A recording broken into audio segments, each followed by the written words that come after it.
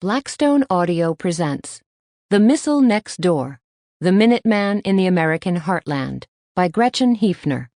This book is read by Susan Boyce. Introduction. A Strange New Landscape. On August 4, 1996, Paul Jensen did something he never thought he would do.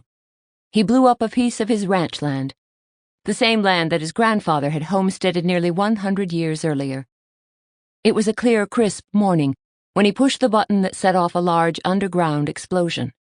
A few hundred yards away, a plume of concrete dust spread into the air with a poof and then fell back to earth. The handful of men standing with Jensen cheered and applauded.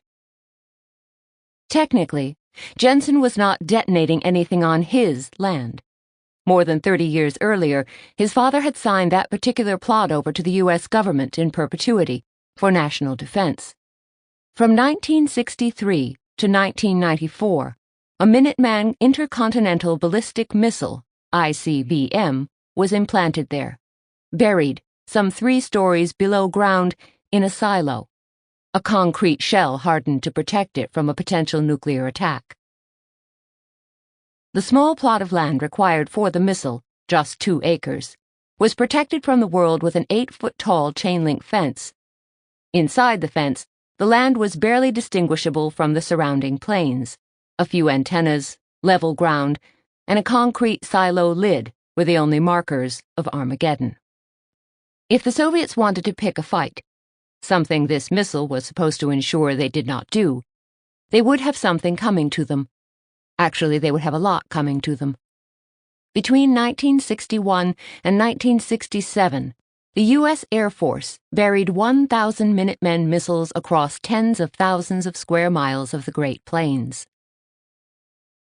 For 3 decades, those missiles remained underground, cloistered on constant alert, capable of delivering their payload, a 1.2 megaton nuclear warhead, to target in less than 30 minutes. This is how some Americans lived the Cold War. Never before had the military permanently implanted its weapons amidst the population and expected life to go on as usual. People living in the missile fields were to pretend that they did not notice the chain-link fences, the high-frequency antennas, or the lumbering Air Force trucks. With a few exceptions, they were not asked to move or relocate. On the contrary, they were told that living a half-mile from a missile silo was no big deal, that their cattle could graze on pastures nearby. Sample complete. Ready to continue?